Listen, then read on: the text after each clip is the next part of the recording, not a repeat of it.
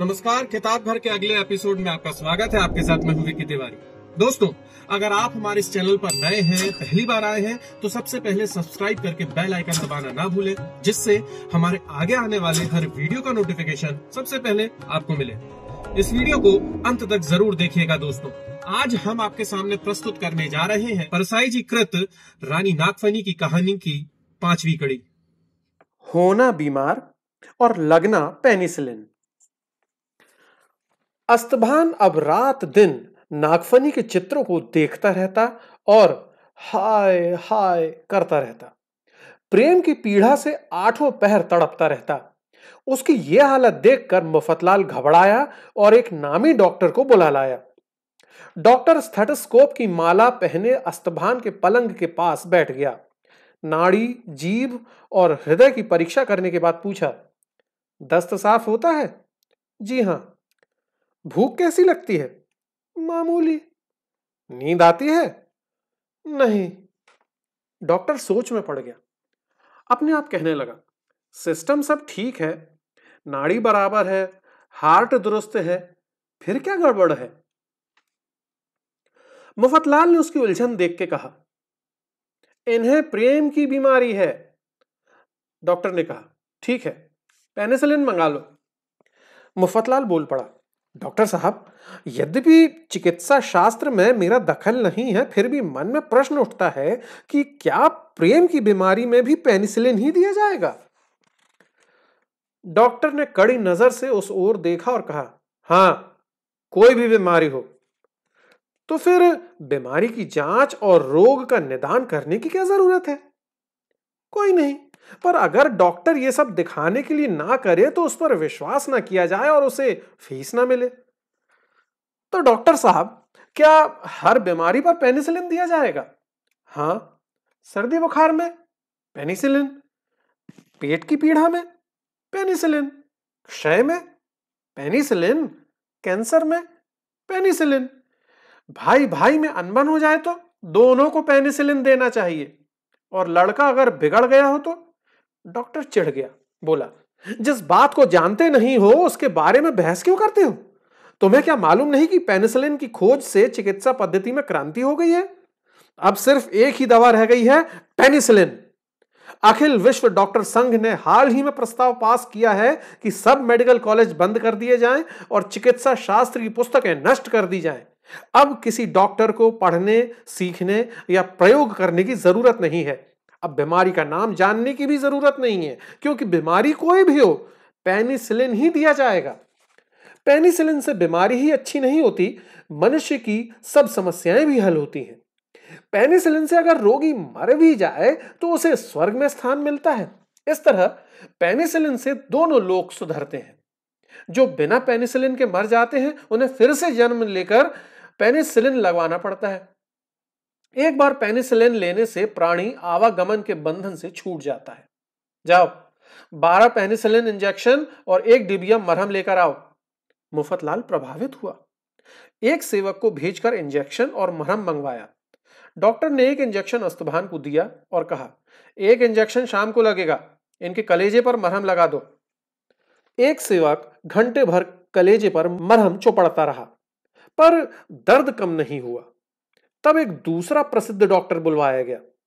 Doctor ने अस्तभान की अच्छी तरह जांच की और एक कागज पर दवाइयां लिख दी। मुफतलाल ने कागज देखा और जरा परेशान हुआ। डरते डरते कहा, डॉक्टर साहब, गुस्ताखी माफ हो, आपने तो क्लोरोमाइसिन लिख दिया है। जहां तक मैं जानता हूं, ये तो। डॉक्टर ने बात काटकर कहा, तुम्हारा मतलब है कि यह दवा इस बीमारी में नहीं दी जाती? ठीक है, ये मैं भी जानता हूं, पर बाजार में क्लोरोमाइसिन का जो भारी स्टॉक पड़ा है उसका क्या होगा? साल भर से टाइफाइड के केस लगभग नहीं हुए। दवाइयों का स्टॉक पड़ा सड़ रहा है। न जाने बीमारियों को कौन सी बीमारी लग गई है। सारी बीमारी और बरसात निकल गई, पर इस अभागे शहर में एक भी मरीज हैजे से नहीं मरा। ऐसी स्थिति में डॉक्टर क्या करें और दवा विक्रेता क्या करें? मुफतलाल की दिलचस्पी बढ़ी। पूछा, डॉक्टर साहब, रोग के अनुसार दवाएं बनती हैं या दवाओं के अनुसार रोग होते हैं? डॉक्टर ने कहा, दवाओं के अनुसार रोग होते हैं। उत्पादन के अन्य क्षेत्रों में जो नियम लागू होते हैं वही यहां भी होते हैं।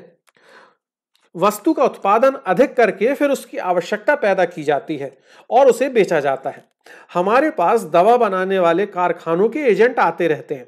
वे बता जाते हैं कि इस समय क्लोरोमाइसिन का उत्पादन बहुत हुआ है, इसलिए लोगों को टाइफाइड होना चाहिए। इसके बाद उसे उसकी बीमारी की दवा भी दी जाएगी। फिर कुछ ऐसी दवाएं भी दी जाएंगी जिनसे ना लाभ होगा ना हानि।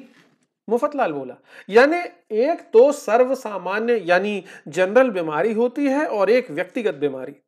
डॉक्टर ने कहा, हाँ, अब तुम समझ गए। जनरल बीमारी वो है जिसकी दवा का स्टॉक निकालना है। ये हर एक को लेनी होगी। इसके बाद उस मरीज की जो अपनी बीमारी होगी उसकी दवा दी जाएगी। मुफतलाल ने कहा, पद्धति तो बहुत अच्छी है। इससे दुकानदारों को ही फायदा होता है या आपको भी? डॉक्टर ने जवाब दिया, दोनों को। ये तो सहकारी उद्योग है। हमें वे कमीशन देते हैं। हम भी ये प्रयत्न करते हैं कि एक बार मरीज हमारे पास आ जाए तो जिंदगी भर न छूटे। इलाज जितना लंबा चलेगा उतनी ही फीस हमें मिलेगी और उतनी ही दवा बिकेगी, जिससे व्यवसायियों को लाभ होगा और हमें भी कमीशन मिलेगा। अस्तभान चुपचाप सुन रहा था। उससे रहा नहीं गया। वो बोल उठा, और मरीज को? डॉक्टर ने सहज ही जवाब दिया, मरीज तो वस्तु का उपभोक्ता यानी कंज्यूमर है। उसे पूरा लाभ हो जाएगा तो दवा की बिक्री बंद ना हो जाएगी। कुमार, आप स्वतंत्र उद्योग का अर्थशास्त्र नहीं पढ़े, तभी ऐसे प्रश्न पूछते हैं। मुफतलाल ने पर्चा लेकर रख लिया। अस्तभान ने फीस देकर डॉक्टर को विदा किया। मुफतलाल ने कहा, कुमार, डॉक्टरों से कुछ नहीं होगा। बीमारी जिनकी आमदनी का जरिया हो वे भला बीमारी कैसे कम होने देंगे? डॉक्टर से एक ही लाभ है, अभी तक मरने वाला ईश्वर इच्छा समझकर मरता था। अब डॉक्टर उसे बता देते हैं कि वो किस बीमारी से मर रहा है। इस तरह ईश्वर का उत्तरदायित्व काफी कम हो गया है। इसी समय राजा साहब ने एक प्रेम की बीमारी का विशेषज्ञ भेजा। उसने ध्यान से अस्तभान को देखा, फिर पूछा, पहले भी प्रेम किया है? हाँ, कई बार, अस्तभान ने कहा। प्रेम विशेषज्ञ बोला, तो जल्दी ठीक हो जाओगे। यह बीमारी पहले प्रेम में अधिक सताती है। जो अनुभवी प्रेमी होते हैं वे सरलता से ठीक हो जाते हैं। यह एक तरह का भूत है। इस समय आप पर नागफनी के प्रेम का भूत सवार है। एक भूत के पीछे दूसरे भूत को लगाना चाहिए। आप अपनी भूतपूर्व प्रेमिकाओं का नाम जल्दी जल्दी जपिए, 15 मिनट में फायदा मालूम होगा। अस्तभान ने जल्दी जल्दी रटना शुरू किया। फूलमती, विडाल नयनी, कोकिल रंगी, कर्कश बैनी। जादू जैसा असर हुआ। तबीयत में सुधार होने लगा। आधा घंटा नाम रटने के बाद वो पूर्ण स्वस्थ हो गया। उसने प्रेम विशेषज्ञ को बहुत सी भेंट देकर कहा, आप बड़े गुणी आदमी हैं। आपका बताया नुस्खा मैं हमेशा याद रखूंगा। प्रेम विशेषज्ञ ने कहा, कोई बड़ा नुस्खा नहीं है कुमार। नाम का प्रताप है। नाम का महात्म्य भक्तों ने गाया है। नाम के उच्चारण से गणिका और अजामिल तर गए थे। गोस्वामी तुलसीदास ने अपने बारे में ही कहा है, का गिनती महम गिनती जस बन घास, नाम जपत भा तुलसी तुलसीदास। नाम की ऐसी महिमा है, पर आजकल के लोग प्राचीन विधाओं को भूल गए हैं। जानते भी हैं तो अधूरा। लोग नहीं जानते कि घूस के मामले में फंसने पर कितनी बार किस देव का नाम जपना चाहिए, चोरी में पकड़ने पर कितने बार, काला बाजार के मामले में फंसने पर कितनी बार। यदि ठीक विधि से उचित संख्या में नाम जपा जाए तो संकट से मुक्ति मिल जाती है। आपने ऐसे लोग देखे होंगे जो जीवन भर घूस लेते हैं और एक बार भी नहीं पकड़ाते। वे नाम का सही प्रयोग करते हैं। कुछ लोग अज्ञानवश गलत नाम जपते हैं। शादी के लिए कुछ लोग हनुमान का जाप करते हैं। इससे शादी होती भी होगी तो ना होगी। हनुमान बाल ब्रह्मचारी हैं। वे शादी के विरोधी हैं। भला उन्हें मालूम हो जाएगा तो क्या वे शादी होने देंगे?